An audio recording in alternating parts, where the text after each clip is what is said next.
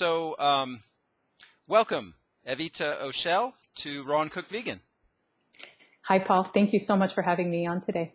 Pleasure. And did I pronounce that correctly? Yes. Okay, great. So the way I usually start these, Evita, is to simply ask you how you were raised. Did your family have much awareness of food and nutrition?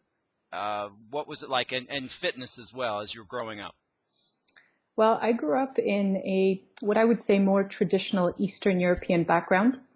So fast food, for example, or the standard American diet were not predominant. There was more of an emphasis on meat, on dairy, vegetables to a certain degree, but definitely more so, on even things like dairy or bread, especially. So that was, partially, I would say that was a good thing that at least I wasn't exposed for most of my life to the fast food, the junk food, the high sugar items, etc. But to a great degree, as I'm sure we'll get into and such, I realized how insufficient such a diet was and how skewed it was towards items that weren't for my optimal health and well-being. And so in my family, yes, there was an emphasis, on health, but what health meant back then and to them is very different to how I see and understand health today. And when it comes to fitness, there was always an emphasis on the outdoors, which was really wonderful, and just having natural movement, which is something that I have still a preference for today.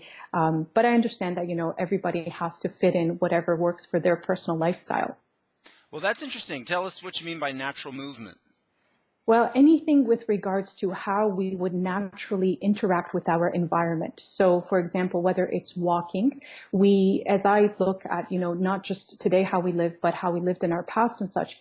For example, something like running would be more of a sporadic aspect versus, these more of these long-term marathons that we do today, or excessive hours of jogging, which I find personally especially as a health expert, I share with people, are just a little bit too stressful and draining on so many aspects of our body. So that would be a part of natural movement. How about things like, not saying that we have to go back to living a more, simple life, but anything today, even as I get to experience with respect to gardening, carrying buckets of water, whether it comes to even interacting on a boat, on a canoe. So these would be what I consider natural movements. If somebody's going hiking, whether it's the natural climbing aspect, whether it's, hiking through the mountains and such. So all of these, swimming would be ones that I would consider natural movements versus the more strained or rigorous, more like, gym aligned movements. Yeah, perhaps requiring artificial equipment that may have evolved out of no natural ergonomic thinking. Yeah, Yes. that's interesting. Okay, at what age did you start to think about diet a little bit? At what age did you think perhaps the way you had been raised was not the ideal? Well, it was somewhere in my early 20s that I started to just, have a little bit of a hint of really thinking consciously and critically in terms of what does it take to eat healthy. But at that point, because my background was in the traditional mainstream sciences, I was being mostly guided by, the food guide or the food pyramid, depending on which country and such we live. And so while I was, trying to be smart and align my dietary choices in a smart way, again, it was nothing compared to what happened after a certain point. Like, for example, as a young woman, I thought I was doing my bones and my body good by focusing on making sure I get those, 3 to 4 servings of dairy each day. And it wasn't until, as I was teaching also and as I was learning myself, progressively my journey began to, lead me into a deeper and deeper understanding, a more holistic understanding, an understanding that isn't as influenced by government, corporations, industry, to seeing that health and diet and nutrition and what's optimal for the human body are so far removed from what we've been taught, growing up with, or are being, presented with in the media, etc.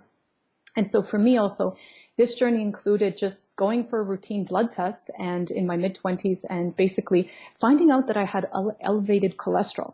And, I couldn't fathom, like, how is this possible? I was not overweight. I was not eating, the typical junk food and stuff. Like, what was going on here?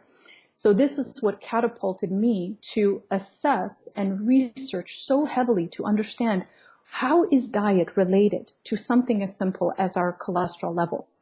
Well, that was one of, or as I should say, sort of perhaps the final nail in the coffin in terms of what catapulted my journey to understand the value of a plant-based approach. And this is one of the big things that allowed me to realize and understand how the dairy that I thought was doing my body good was actually one of the predominant factors that was actually hurting me. And so part of this happy ending is that, within 6 to 8 months, I shifted my diet around tremendously, not even to the amazing way that I feel I eat and live today, but just enough that when I went back for another blood test in 8 months, my results were perfect. And I understood the connection so clearly for myself with respect to how that cholesterol can be basically tied to our dietary choices. Very interesting. Was that initial change that you made simply removing dairy from the diet, or was it dairy and meat? Well, at that point, during that first period, I basically minimized dairy and meat significantly. I was not per se the biggest meat eater, but I definitely had a lot of dairy in my life, cheese, yogurt, the usual cup of milk. Like, as I said, I was trying to be a responsible young woman. And so that I greatly decreased. But along the same path, and this is where I love how synchronicity, plays a role. When we are ready, things just start happening and coming into our life. Well, around the same time, while I was focusing on my health, and at that time, who wasn't yet my husband, his health also, to make sure that, we are both aligning our lifestyles in the most effective of ways. His journey included looking into, and again, sort of by chance, something propelled him to look into the ethical side of eating animals and their products. And so between my health understanding and research and journey and his approach to the ethical and moral dilemmas, we basically, by, I think it was mid-2007, but by the fall of 2007, removed all meat, and that includes fish and seafood, from our diet. And then it was a little bit later where I made the final push to realize even the dairy has to go. And it's something that, I'm happy that I was able to do in a way that when I was ready to, because sometimes I know people get excited and they're like, okay, I learned this, now I got to just make these abrupt changes. And that works for some people. But as I always say too, is all too often I find when changes are abrupt or not really researched enough or well thought out consciously, they tend to be sort of short-lived, whereas we took the steps necessary to really know why we're doing what we're doing along every step of the way, that by the time it came time to release the dairy, it was like a no-brainer. It's like, yeah, it's just the next step to go. Wow. Okay. That's interesting, and interesting that you and your husband took these different tracks and arrived at the same solution. Can you tell us, you said that you saw in your medical results there was obviously a change, an improvement in the cholesterol. Did you notice any other ancillary benefits, any other health benefits as you progressed in this direction? Well, I was lucky that, generally speaking, throughout my 20s, I was a healthy person. I mean, I'd get the odd headache. I would get about 2 colds a year. But other than that, I didn't really have any, health challenges or problems, not on a physical, mental, or emotional level. So life was, generally speaking, fine. But it's, this is another aspect, great example, where we don't know how good things can be until we experience how good things really can be. So as I progressed through my major dietary changes year after year, I realized my energy, which was fine. I wasn't, too tremendously part of the, protocol where people have their highs and lows throughout the day, but my energy just skyrocketed from morning to night. Now I say, like there's just this vitality within me always. There's none of those unnatural dips. Another area is I did have, for example, during my childhood, I should mention, there was an emphasis usually on a dessert or making sure that a dessert was a regular part of our lifestyle. So there was an emphasis on some sugars or flour-based products. And so something I noted in my life, especially up to my mid-20s, was there was some sugar cravings. And so something that I've noticed that changed tremendously was the cravings went away. Like sugar or any sweet foods or items no more had any power or control over me, which I thought that was just amazing. And aside from, the energy and the vitality, there was also an improvement just in general, where I noticed that my memory, my clarity especially, my creativity went through the roof, which sometimes people may say, how is that tied to your diet? Well, there might not be a clear explanation, but the thing is, I realized that all of this was so intricately connected. And from, for example, 2 colds a year, I went to getting maybe 1 cold every 2 years. from getting the odd headache, I went to getting no headaches. So all of these perhaps little but significant things really, paved the way step by step. And then today, being in my mid-30s, I just things just keep getting better and better, if that's even possible. Yeah, I hear a lot of people say that. It's over the years it just gets better. Would you say that part of that no longer having these cravings for sweets was perhaps related to an increase in fruit in the diet, or just the overall eating of whole foods you would attribute that to? Definitely eating of whole foods, because my journey, for example, into veganism not only included a shift away from dairy and meat or all animal products, but also a shift into wholesome, healthy, optimal, nutrient-dense foods. And so while I was also focusing, on the animal products and the elimination of them, I also made sure that I re-examined my entire relationship with any processed food, and especially isolated or added or refined sugars in the diet. And so altogether, as I was increasing my intake of fruits and vegetables, I was also decreasing my intake of any processed or refined foods and sugars. And so I believe the two together made for a very powerful combination. Excellent, excellent. Can I hearken back to something you said earlier, that you're up in Canada, right? Yes. Okay, so, and you mentioned a food guide, and in the United States it was Food Pyramid. I don't know if it's still that, but tell us a little bit about that Canadian food guide. And you mentioned this, perhaps you implied that there's a connection in Canada, just like the United States, between vested interests and that food guide. Is that the case? And tell us a little bit about that. Oh, absolutely. Up until I believe it was 2007, the Canadian Food Guide, I mean, as I always share, maybe I should lead in with this. I like to believe that everybody's sort of doing the best that they can in terms of what they understand and what their priorities are, etc. So the food guide was what it was, but it became very clear, especially to the Canadian people and Canadian health, just like in the American food pyramid, the My Plate, etc., that it wasn't serving the general population. In fact, very few people I find here, especially, and I imagine it's the same in the US, really use it or understand how to use it or make it work to their benefit. Well, the problem with the Canadian Food Guide up until about 2007 was that the very first, it's basically four bands of the rainbow, sort of. So Okay. anybody can look those up. And the first band, which was what we should have been eating the most of, were focused on grains. And while that may work for some people, the focus, though, was on highly refined grains, including the images that were presented. And the servings were just unrealistic, in my opinion, and not just, as a human, as a person, as a citizen, but also as a health expert and holistic nutritionist. The second band was based on fruits and vegetables. But again, here even too, the images were not clear of reflecting always the best natural, wholesome, healthy foods, but more so even canned fruits and vegetables, etc. And then a heavy emphasis on dairy and meat. Well, those are the four food groups, as we've been led to believe, and these have influenced, the US and Canada are really influenced really by the same dietary guidelines, the way I see it, and the same industries. So absolutely, it was extremely evident that, when people think that dairy and meat are essential food groups, obviously that is going to, have a big impact on how people eat, live, and their outcomes in terms of their health and weight, etc. Luckily, after at least 2007, the Canadian Food Guide changed at least to improve somewhat in that fruits and vegetables became the first band that we should be eating the most of, and more wholesome, natural, fresh sources. The grains became second, and more, again, here, an emphasis on real wholesome factors. And what was really nice to see is that the dairy and the meat categories begin to incorporate more of an emphasis, in fact, the meat category, meat and alternatives, on beans and other aspects that are plant-based sources of protein, which, again, one thing I always emphasize is there's protein in everything.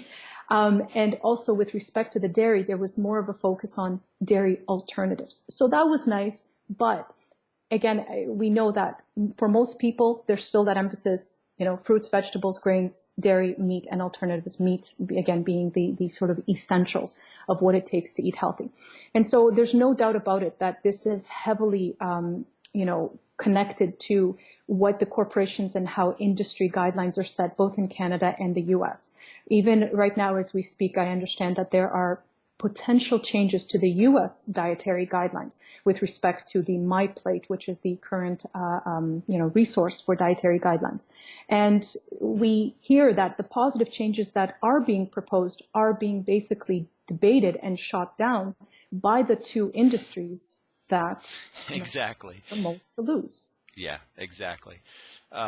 Yeah, it was encouraging to see. I think we had some articles a couple of weeks back, and the scientific recommendations that came out of this council were good in some ways, but then, the vested interests have been hacking away at cholesterol and saturated fat with highly debatable evidence and facts.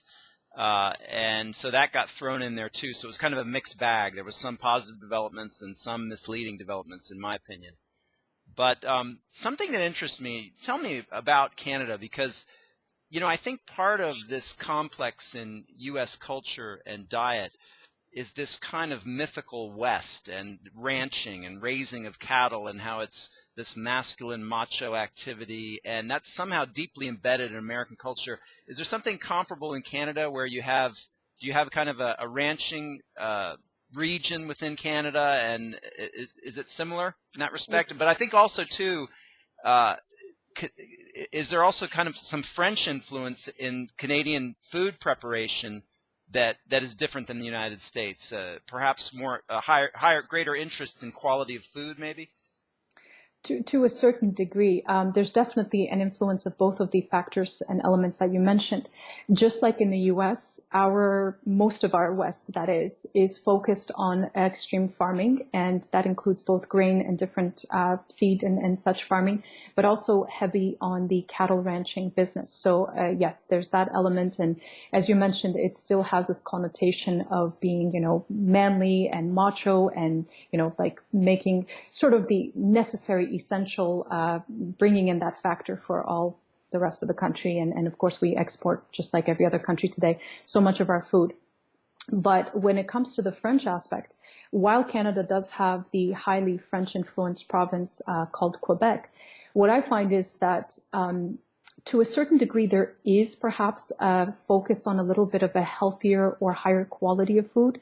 But to a large degree, and a great degree really, the French culture has an emphasis heavily still on meat, on dairy specifically, the cheeses, for example. It's almost like the pride and joy of having so many different cheeses. And then, of course, that brings in the element all too often of alcohol. And so those three things are still very predominant, not just in the French culture, but also in the Canadian culture as a whole. Okay.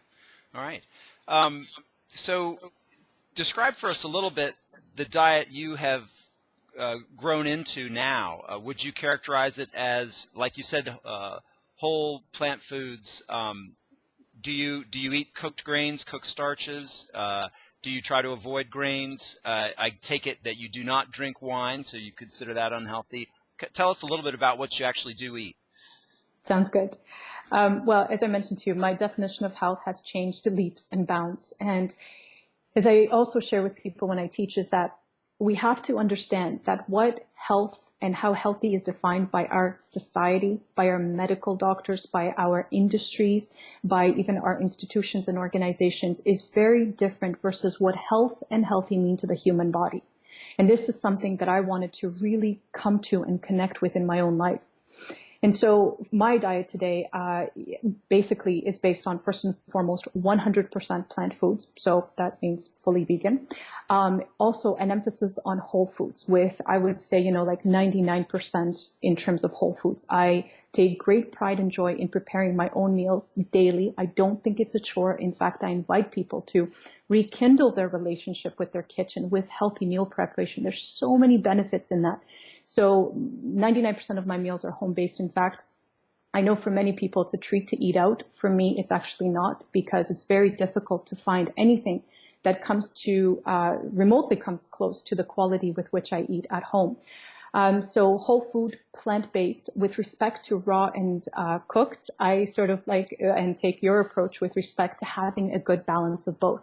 I do enjoy a high raw food lifestyle, but I also do cook, for example, a lot of my starches as well as, well, including my beans, grains, those types of items. So there's I would say, a good balance of both things involved. And when it comes to things like you mentioned, alcohol, I've taken the choice not to consume any alcohol. That was also part of my choices and changes. And, you know, part of that was, again, asking those big questions. Why? Why am I doing this? How is this impacting me? And making sure that I have a foundation for why am I using this? And this is where it didn't just come down to health. I know a lot of people try to argue in terms of, you know, red wine being good for us and having some alcohol is good for us. But again, as I teach and share with people here, for so many of us, there's, you know, what the industry and what sometimes these headlines present, unfortunately, isn't the whole story. There's a wonderful study or a report from the Mayo Clinic, for example, that I like to refer people to, that just to get the benefits of resveratrol from red wine, I believe they found that it would take like 60 bottles of wine a day, which is just unreasonably unrealistic. So, you know, I say to people, if you'd like to keep some perhaps alcohol in your diet, that's your choice, depending on your personal needs and evolution. For me, there came a point where from a dietary perspective, it didn't make sense. There's nothing alcohol can give me that is in any way helping me or protecting me that isn't already provided by my diet and my lifestyle. And the other aspect is that, you know, I find that in our society, and I know this is sometimes a sensitive topic to touch on for some people, is we use things like food and alcohol as well as other substances to sort of numb the unnatural lifestyles that we have gotten ourselves into. Let me gather my thoughts here, and I'll be able to edit this. But the wine, okay. So I still do drink some wine myself, but I'm kind of, you know, it's like I know it's not healthy. There's no justification for drinking it. It's basically a legal drug, you know, that gives you a drug effect. So I think you can get all the health benefits from a glass of grape juice that you can from a glass of wine. So, but yeah, so I totally respect the path you've chosen, and I'm sure it contributes to the sense of well-being and health that you experience. It sounds like your recognition of the ethical aspects of eating this way came together with your recognition of the health aspects as your husband was kind of studying that side of things. So what were some of the things you learned about the ethics of raising animals for food? Wow, it was, again, this was a big journey in and of itself. And, you know, this is actually a good point based on what you just shared too about the alcohol, to say that, you know, where I am today is so not where I was just 7 years ago, 10 years, 20 years ago. And something that I always invite, you know, anybody who may be joining us in the audience to just remember that we don't have to do it all overnight again. It's a journey. And what's right for me today may not be right for someone else. And to not, because sometimes people get caught up in this sense of comparison, like I should be there, I'm not there, or perhaps, you know, this is too extreme or something. It's our own personal journey. And I just invite each person to do what feels most right to them, given where their personal, you know, needs may be. So with respect to the ethical journey, basically put, I know and, you know, believe today most people on our planet have had no idea in terms of how animals are raised or how they are basically coming to us as the packaged food we find in our grocery stores, markets, etc. It was, you know, shocking. There's so many feelings that come upon a person when they first learn about this. And at first, and this is why I completely respect, you know, when people first learn about this, that it is very difficult to learn about. It's almost like we want to shut, you know, our eyes to it. Like, no, this can't be true. This is too bad. Because once we know, for most of us, we can't continue the way we've been doing things. It's very difficult to forget what we just learned or not see perhaps what we saw. But for us, it was impossible to turn around. It was like, hey, this is what's happening. How can I be part of the solution rather than part of the problem? And so that was a big guide on our journey. And of course, along the years, the early years, there was a few of the instrumental documentaries that we watch that, you know, like Earthlings, for example, that just kept sort of shaping and creating for us the foundation of why and how this is such a logical choice for us from the perspective of our health, our environmental health, and also our spiritual health and well-being, which we also prize and prioritize extremely. So, Yeah, yeah. I like that, and I want to get into that spiritual aspect. But can you first perhaps recall for us some specific events that struck you as particularly horrifying that you hadn't known about previously?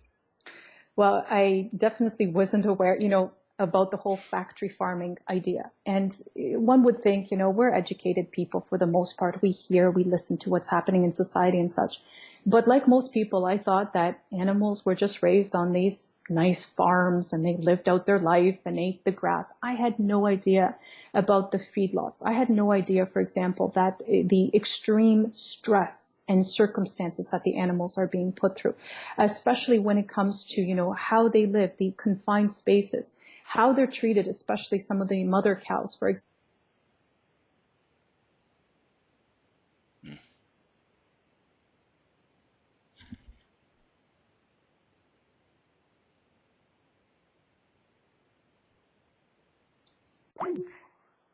Hi, Paul. Hi, Evita. Okay, it's going to be a little editing, but Right. So you were just about to talk about what you learned about what happens to the mother cows. So what was that? so one of the things that struck me, for example, especially as a woman, is when I learned, for example, about the dairy industry. While many of us can, understand the horrific situations and how the animals are raised and how they're slaughtered and how they're fed, for meat, there's still this emphasis on thinking, well, dairy, how is that really harming the animals? The milk, they're not being killed or anything. Yeah. But there's just such, a world that most of us will never know about unless something actually brings that information to us, or we go out and start to question, like, hey, how is this happening? How is this milk brought to me? What does it take, etc.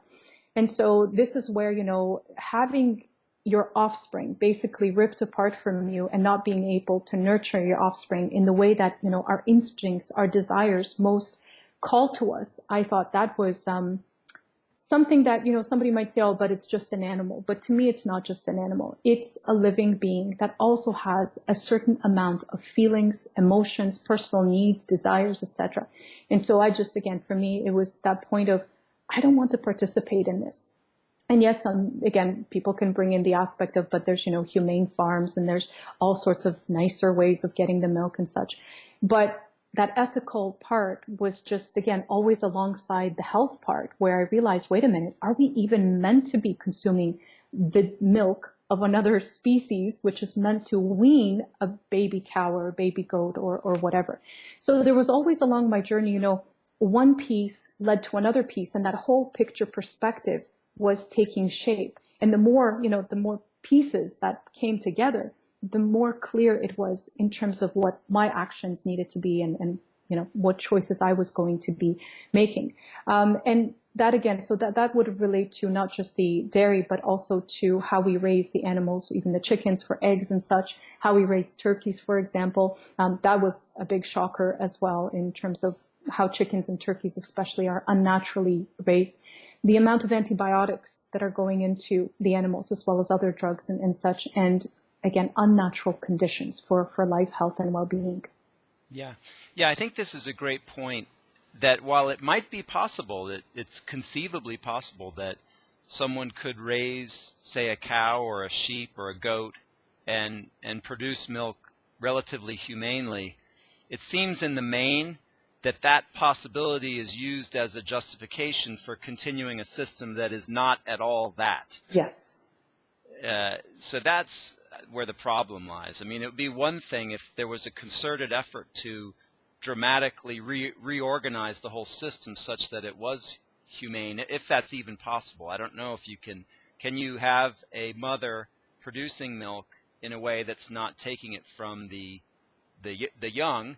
I guess there must be something with cows that they can keep producing milk long after the calf needs it, I would guess. But in the main, that's not what's going on. So they're taking the baby calves away from the mothers so that they can be slaughtered for veal, and then the mothers are treated with all kinds of things. The bovine growth hormone. You think of these poor mothers with the udders being filled to beyond capacity. I mean, it must got to be a horrible existence. So, and I want to get into the spiritual. Maybe this is a good place to do it. So you've kind of alluded to this a couple of times. How do you connect this with spiritual consciousness? And maybe you could work in, when you talk about this, perhaps a way this can be communicated to an atheist as well. So a lot of us have spiritual orientation, as I do myself, but there's also a lot of folks who feel that their scientific understanding prevents them from even, discussing spiritual concepts without laughing. So kind of maybe you could address a couple of these topics. Fascinating in terms of what we can get into here and the many dimensions and depth that this can actually get into. Well, what I found over the years, is whether we are coming from a traditionally religious background or from an openly spiritual background or from a very heavily atheist or science-oriented background, there's going to be drastically different perspectives in how each of the topics that we've talked about can be seen, and especially what role, if any, does spirituality play in any of this. Never mind if we get into things like discussing, animal needs, emotions, and such. I've heard from Christians, for example, who some would be very well attuned and understanding that we should be reducing, animal suffering and increasing compassion, and some who can beautifully quote the Bible in terms of where there's solid evidence for us to focus on plant-based foods rather than animal foods. And then, of course, I've heard from the other side within the Christian world where, nope, God made animals for us to eat, and that's just the way it is. And the same thing with respect to the spiritual movement. And this is where I resonate most with myself today, in that there are many people who will very much connect with the feeling of, yes, I understand we are all connected, we are all one, and the consciousness that we have within us is also fueling and infusing with the collective consciousness. And violence on any level, pain and suffering to any other being is, always, it's a back and forth relationship. What we put out, we get back, and vice versa. And I've also heard from, again, many spiritually aligned people who feel there's nothing wrong with eating animals, and that's just, you can basically be compassionate and loving and still eat animals. So again, two very different dimensions. And then when we bring in the atheist or heavily, science-oriented perspective, this perhaps is one of the most challenging ones because, while the first two groups sort of have this deeper understanding or dimension that there's more to us than just this physical body, more to us than a simple desire, for a certain craving or a taste,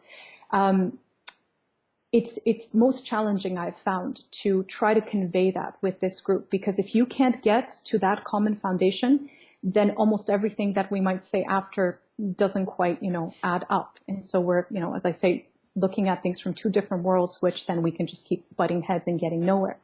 So with respect to, the spiritual component, I do respect that each one of us is going to see it very differently, if at all, depending on where we are in our personal journey and how we see things. But generally speaking, one thing that I invite people to, perhaps something that has helped me along the way, is to exercise my personal empathy, because I believe that's something we all share. You might not believe in an afterlife, you might believe in this God or, that way of being, etc. But we can all come together on a space or in the space of something like empathy. And if we can find more things like that bring us together, this is where we can reach to better, more effective changes on our planet, in our lives, our personal, collective lives, and come to a common understanding rather than, so many of the hostile or vicious, sometimes attacks, arguments, and debates that are happening. So sure, we don't see this or that the same way, but what do we see the same way? Well, let's start with something like empathy. And if we can just extend a little bit of that to other humans, that's a great start. And then if we can extend that to the animals, that's an awesome, awesome place to get to, because then we start to connect the dots better. And like I said, regardless of whatever our beliefs, ideas are, we can start to just focus on what we understand experientially, that, wait a minute, this also impacts other beings as well. And then, like I said, from that, many different areas open up and avenues. Well, this is lovely, and maybe you could elaborate a little on this. As you said earlier, for you, and I would agree with this, that we live in an interconnected world. And just a little bit of observation reveals this. Mm-hmm. So now you could say, well, what does that mean? So I guess I'd like to hear from you. What does that mean for you? And you've implied that you've kind of experientially recognized your connection to other beings, and I guess that includes animals. So talk a little bit more about that. Kind of break that down for us. Well, I think one of the aspects, too, that can help people understand this journey and connect with this journey more fully is our connection to nature. So again, if we look for those commonalities that we can all sort of understand and agree upon, well, there's this thing called nature. It's part of us. We live within it. We can't sort of get away from it, regardless of how amazing of the, concrete city we build, etc. If we can, bring ourselves to a deeper understanding, connection with nature, respect for nature, this alone can open up parts of ourselves. So as I say, whether it's your soul, your spirit, your heart, just your awareness, just your understanding, even if you want to intellectualize everything. Well, because nature can be one of our best teachers. You don't need a scientific study. You just need to spend a day in a park watching some of the animals, watching some of the plants. And that alone can give you more wisdom and understanding about the nature of things on this planet than, as I said, any study, any book, any whatever. And so this is what I feel, obviously we've lost a lot of this in our society today. And this is one of the reasons why I believe we have such a disconnected relationship with animals, with each other, with ourselves, and with this idea of oneness with all life. If we can cultivate more of that quality time, or just any time at this point, I would say to some people, just to get out there, spend more time in nature, away from, the hustle and bustle of busy cities, away a little bit, or more balanced with respect to the technology and all the gadgets and all the social media and things like that. But to observe the natural world, just observe. You don't need to debate it with anyone. Just observe it and see what this means for you. And see how so many animals, for example, exemplify so many aspects also of our being. See how they also have joy in terms of how they court and mate, and as I say, even get a little romantic in the spring as they pick their partner. See how they care for and protect their babies and their offspring, and how they teach them different things. We can, again, build upon that empathy, and we can also connect with the oneness, with some common foundation that connects us. And the more we allow these observations to awaken, just that aspect of love, compassion, and an open heart more and more, the more this will naturally start to shift and influence and change our choices, the ones that we are making, whether it comes to our food or really so many other things as well. I agree with that. But one thing that's coming to mind is, would you agree that in the history of human development, one of the reasons that meat and dairy became so prominent is that it filled an actual need, that we didn't have the food resources that we have today. And you could say that one of the reasons today now it's so easy to be plant-based is this tremendous, at least in our countries, it's very easy to access quality food. Now I'm not saying, we had vegans, maybe Pythagoras, going way back, we've had vegans, so it was possible. But it seems like perhaps in northern European countries, you have a long winter. You could justify, Eskimos, of course, what else are they going to eat? They have to eat meat. So one of the things enabling man to kind of cover the globe was this adaptability and ability to use meat and dairy products. Now we're shifting, and so I guess what I'm asking you is, even though we had more nature in the past, we were still a very kind of meat and dairy-based society. So I kind of agree with what you're saying, but and I also think of hunters. I'm sure you have a lot of hunting up in Canada, and there are these young folks are trained to hunt at a young age, and they go out and they associate being in nature with killing animals, even though they may appreciate nature more than somebody who lives in the city their whole life. What would you say about that dynamic? Oh, I think these are really fantastic points to bring up because absolutely, there's many people who will go out in nature but not see any of what we've just been talking about or, let themselves experience it. And I think there's several factors here to consider. One, which is sort of the end point and the climax as I sort of see it in this whole equation is what we did, what we knew, and how we interacted with nature, ourselves, each other, etc., all beings, even 100 years ago, never mind 1,000 or 10,000 years ago. I believe that we are really on a path of evolution as all life is. And this is so much bigger than just Darwinian evolution. This is a consciousness evolution, an expansion of our consciousness of where this planet is going. And so I think this is why more and more people today can see and experience these things like empathy and more of that oneness, deep connection with all beings in nature in a broader sense, in, again, a more consciously expanded sense versus what they may have been capable of 100 or 1,000 years ago. So I think that plays a big role in and of itself. The second part is what you were bringing up about the hunting. Absolutely. There's a big element of hunting, just like in the US here, especially, when it comes to deer season or any other aspects. And even there, we can see sort of the two divergent sort of cultures or ways that this is being approached. Because, we can look at the native cultures that lived all throughout North America where they did have that bigger reverence in terms of how they interacted with the animals, with the land, etc. And then you get so often, people who come up from the cities for that 1 or 2 weeks of hunting season and just sort of take out all their aggressions or, their egoic desires on, hey, I can shoot this, I can conquer this, let me show you what, how powerful I am, etc. So, within that dynamic, there's also those two factors to be considered that, where are we coming at this? Are we, interacting more of the native way that there was this respect, reverence, perhaps even a ritual associated with the killing? Or is it just, I can take whatever I want because I man and, or, human, etc. and I could do whatever I want. So that needs to be factored in as well. But ultimately for me, it really ties back to that evolution because too many times now I see too, especially with the rise of diets like paleo and primal and blueprint or however they all get called today, that while there's a wonderful aspect to them of moving away from processed food, there's this going back like, hey, this is what we did. Let's go back to that. But my whole, focus for my personal life and also collective help and inspiration that I hope to share with people is, how about this? Let's take the best of what we knew. Let's take the best of ancient wisdom, but incorporate it in light of our modern day evolution, our present day needs, challenges, and consciousness expansion.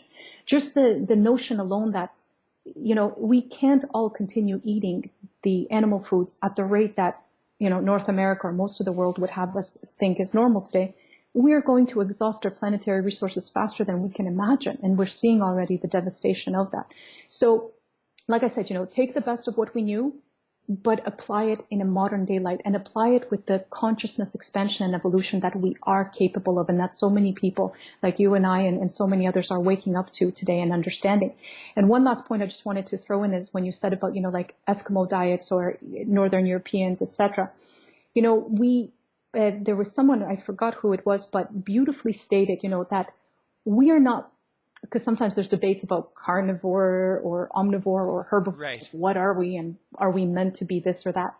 And this person beautifully stated, as human beings, like many animals, we opt for being survivors or opportunists.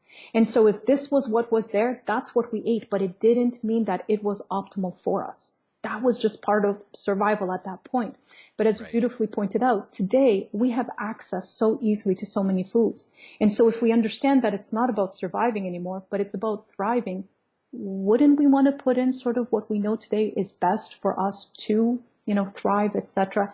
And even when we look at past generations and cultures, like I think it was Dr. John McDougall recently shared in terms of how gladiators even were predominantly like vegetarian, in terms of what their diets were like and such. So we have this romantic notion that we always needed meat or had meat or, high amounts of different dairy and meat products. But the truth is that, we had what we had when we had it. And today we can work in ways with optimizing it for our current health and planetary needs and challenges. Love it. Love it. On this note, could you say a little bit about what you've learned? I mean, obviously, you feel that a whole foods plant-based diet is superior to any of those heavily meat-based diets that you mentioned. I think one of the dynamics fueling some of those diets is issues that people seem to be having with grains. Now, there could be a lot of reasons for this, and there's some debate about how prominent this problem actually is. How many people are actually having this problem? Is there a faddish quality to this? But I have a sister who can't, when she eats gluten, she feels horrible, and when she keeps it out of her diet, she feels great. So so that kind of leans her in a paleo direction, even though I feel like it's obvious that the saturated fat on a paleo-based diet is horrible. What are the conclusions you've reached in this area? Well, there's no doubt that there's a lot of problems associated with grains, but definitely there is more of a fad to this whole movement than actual, logic, whether it's from real quality science-based sources or just from nature's intelligence in terms of her design and such. And so, first and foremost, when it comes to grains, there's no doubt that they are a problem if and when they are in their refined states. And what has happened for so many people over the last few decades specifically is we've predominantly been depending on refined grains. Not only the worst, sources of refined grains, breads that are, so far removed from anything that we could remotely consider healthy back, 50, 100 years ago. But so many additives, even genetically modified ingredients, even the chemicals and toxins and how these grains are grown, etc.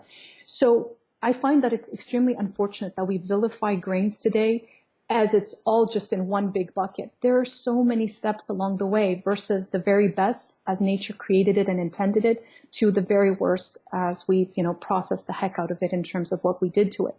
So within that spectrum, we need to, I say, find a happy and healthy medium for ourselves.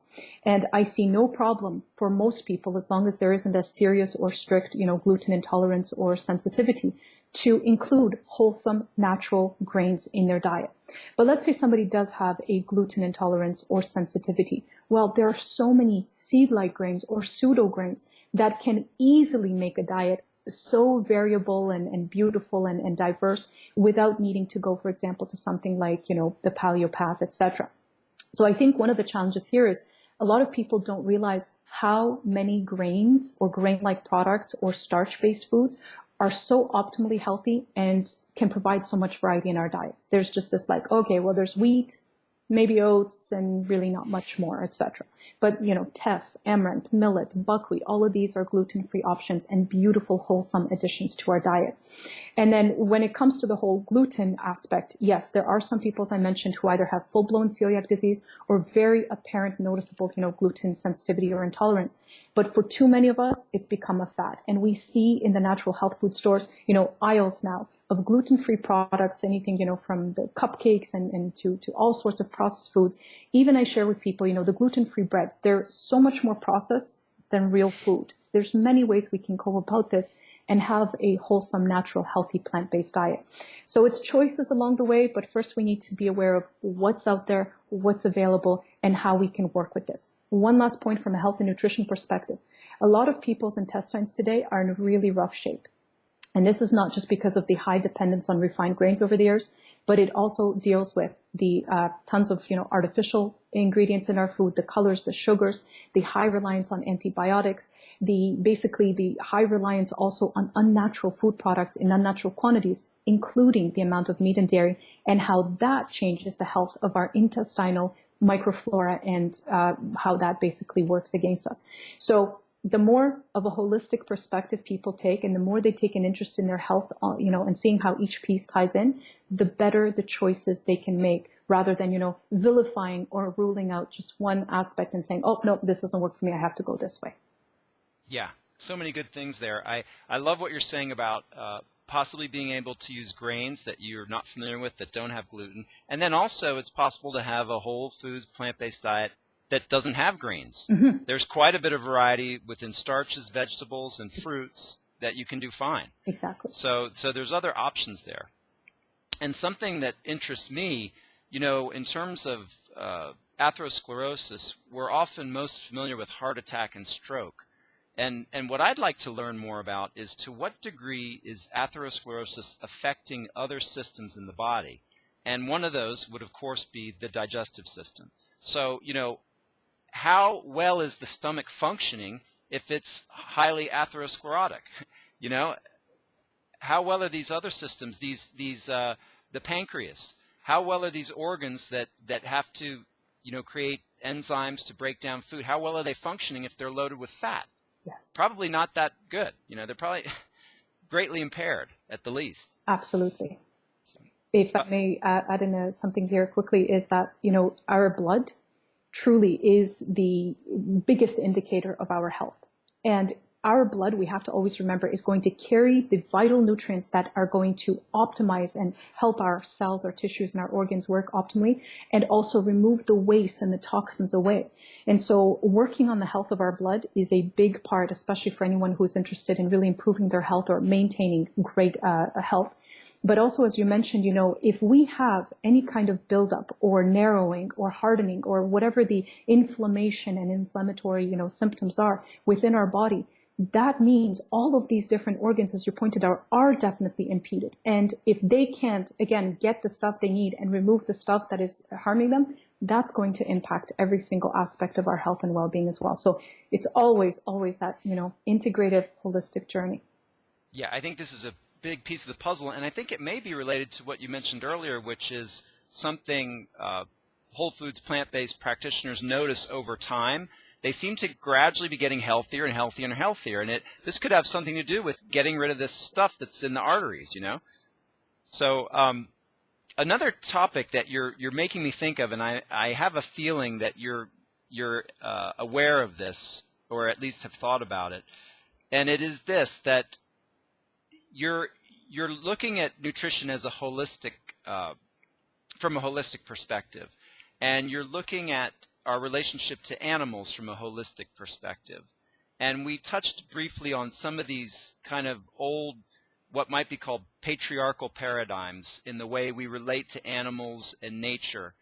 And would you say that perhaps what we're talking about is part of this recognition of the feminine, this reintroduction of the feminine, of getting more of a parity, a balance between patriarchal and matriarchal dynamics within our cultures? You think that's possible? Yes, absolutely. And I love how you said it, it's the balance. It's getting the balance back, because sometimes, there's a lot of talk about perhaps focusing on the feminine aspect or bringing in the divine feminine. And there's so many different movements, and they're beautiful.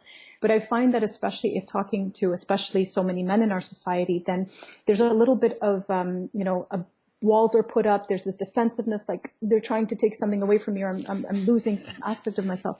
And that's absolutely not what it's about. It's just about bringing back the balance, because we've gotten so far away, even for us as women, to, swing the pendulum into this, just everything is about doing and intellect, and rather than what about what we feel, how we feel, just how to connect with our body again, and, understand its language, never mind how to connect with others in meaningful ways, and with animals, and with all plants, and, all aspects of our world, etc. So yes, absolutely. I feel this is part of this evolution on our planet, and consciousness evolution as we are experiencing is basically a rebalancing, a reawakening of all that which is us, to remember and integrate all of that back into us, which will help us lead and be more responsible and intelligent human beings as we continue to live on this planet.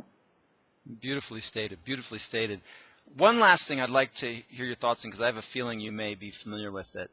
Can you say a little bit about the progression of an individual in terms of consciousness and the progression of society in terms of consciousness? So something that interests me, having a bit of a background in yoga and concepts like self-realization, Ramana Maharshi, that sort of thing.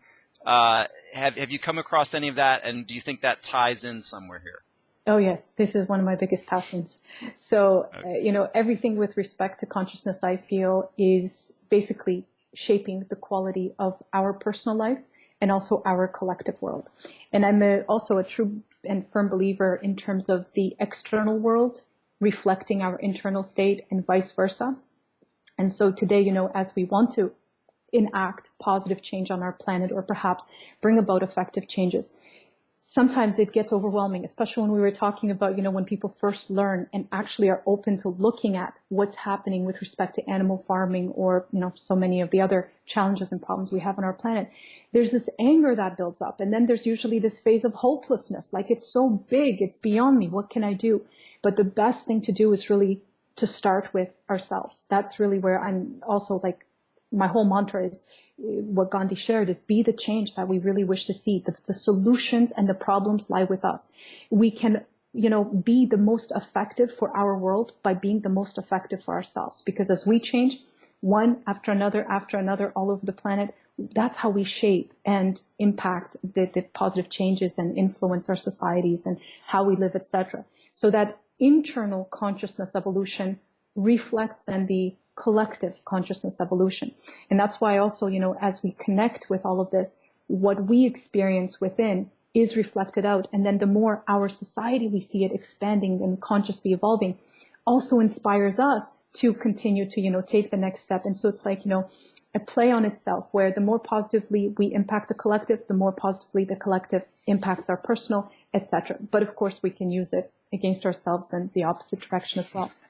So this is, a good place also to bring up that be mindful of your support system, of who you have in your life.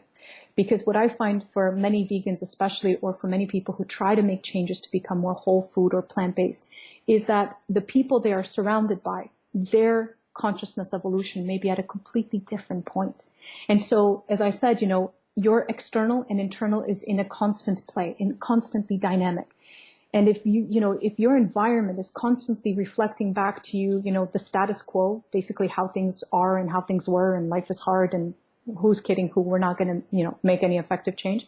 Right. Then that's going to wear you down. And eventually, you're going to start to question yourself and such. So very important also, as we grow personally in consciousness, to make sure that we also surround ourselves with a supportive collective consciousness that, reflects back to us, nourishes and nurtures for us the level of consciousness that we have sort of grown or evolved ourselves into.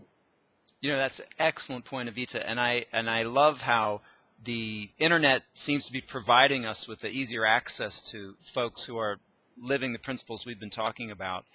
What I sense from you, which I really like, is a compassionate way of interacting with those who don't espouse your views. So it's not a polar relationship of antagonism. It's more kind of a gentle, compassionate, encouraging in a particular direction. I like that a lot.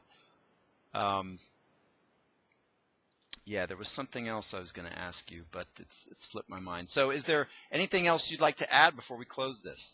Let me ask you two little points. These are just kind of technical, personal conclusions you've reached regarding nutrients. What's your take on B12 and then vitamin D? Sounds good. And if I may just throw in a quick thing, what you just finished sharing about our world and collective, and the compassionate approaches.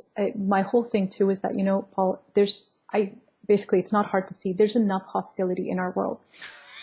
You don't need to add to it. No.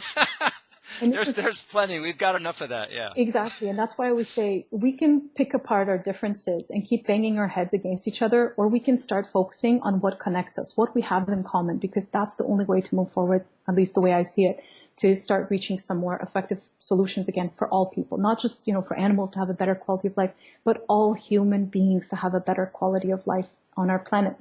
So with respect to vitamin D and B12, vitamin D, technically a hormone, and so often because we see it as a vitamin, tends to be misused and misunderstood. Our best source, most natural source of this is the sun. And so my take on it is to reestablish a smart and healthy relationship again with the sun. For the last few decades, we've been taught to stay out of the sun, and what we are seeing today is the backlash of that, of how it's basically worked against us. For anybody who does some serious research into skin cancer, what basically we are seeing is that it's not the natural way of interacting with the sun that is harming us or the most harmful, like progressively going out in the spring, extending our time out in, nature and out in the sun. But it's when we work 50, weeks out of the 52 and maybe have our vacation for a week or two and then go down south somewhere and splay ourselves out days on end, on the beach. that's where the biggest risk factors are concerned. Never mind, the risk factors associated with synthetic sunscreens and all that. So absolutely reestablish a healthy relationship with the sun. But for anybody in the northern climate, it usually is a smart idea to take a high quality vitamin D supplement throughout at least maybe 3 to 6 of the winter months, depending on the climate you live in and how well you paid attention to making sure you get a healthy dose throughout the summer months, spring, summer, right into fall months, to build up some of that vitamin D appropriately. With respect to quality sources, there's many people can look at, but basically I think it is called VitaShine. That's one of the high quality sources. And Garden of Life, I think, has a really nice vegan vitamin D2, or vitamin D, if I'm not mistaken. B12, all depends on our lifestyle. I mean, I know people who, are able to live almost off the grid, if not fully off the grid, grow their own food organically, eat that food, even with mildly just rubbing it off and enjoying it as nature created it, in which case we can have a more reliable source of vitamin D, perhaps drink natural spring water. But the truth is that's a teeny tiny minority. For most of us, our food is so sanitized and then we sanitize it some more. So if somebody does go predominantly plant-based, if not fully plant-based, from my understanding and all the research I've done up to this point, it seems to be a smart way to go to take a vitamin B12 supplement. However, something I will mention here too is whenever we do tend to take anything that's supplemental, like a vitamin, mineral, etc., our body, it basically can mess with our body's internal balance.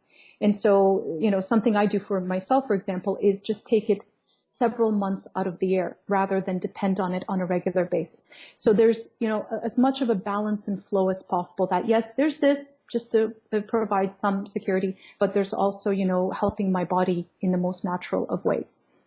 And I would imagine also that when you take B12 or vitamin D, you probably take it with food, so it's mixed up with other nutrients. Is that accurate? Yes, absolutely. Yeah. Vitamin D especially, it's, fat soluble and such. But with respect to B12, I'm also a big proponent to help people understand the benefits of methylcobalamin, that form, that's sublingual, rather than the cyanocobalamin, which again, we've been talking about. If your digestive system or overall health is not in tip-top shape, then that vitamin is very sensitive and may not actually make it to your intestines to be actually absorbed effectively. Very good, very good. Okay. Well, this has really been great, Evita. You're a great resource. Can you share with the viewers ways they can find you on YouTube, if you have a website, if they can email you, anything of that nature? The predominant nature of my work today and how I structured my lifestyle is basically to help people in any way that I can through teaching. And that means written teaching, speaking teaching, and different video teaching. So the best place to start is evitaochel.com. And on there, if somebody's more interested in the spiritual nature, I have a website and lots of free content on that. If they're interested more in the food and dietary aspects and understanding really the core of intelligent nutrition, I've got 2 sites on that, and also 2 video networks on YouTube. If somebody looks up either Evita Ochel or Healthitarian, they can also access where I share various ways of how to work with our whole plant foods. Because again, we talked about some people don't realize the variety or don't know where to start, how to make this real. So these are the ways that I like to teach and share my talents, my expertise, and my passions with the world to, again, reflect, my internal personal consciousness with the collective, and then enjoy the benefits of that.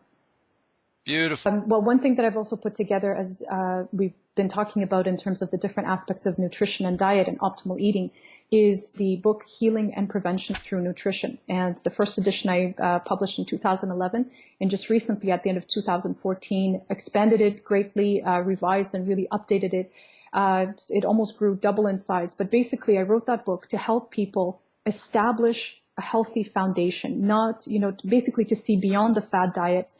And this book, while it definitely helps people understand the importance of a whole food plant-based diet, I always emphasize it's for anybody to be able to pick up no matter where they are in their journey and basically take the next best step for them. So it's a comprehensive resource for how to eat, what to eat, why, as well as there's a whole section on supplements, making your kitchen work for you, and practical lifestyle considerations, and some of those consciousness aspects and the power of our mind that we talked about as well.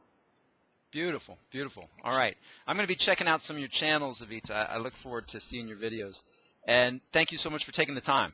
You're so very welcome, Paul. I greatly enjoyed this, and thank you so much for the work you're doing. Oh, pleasure, pleasure.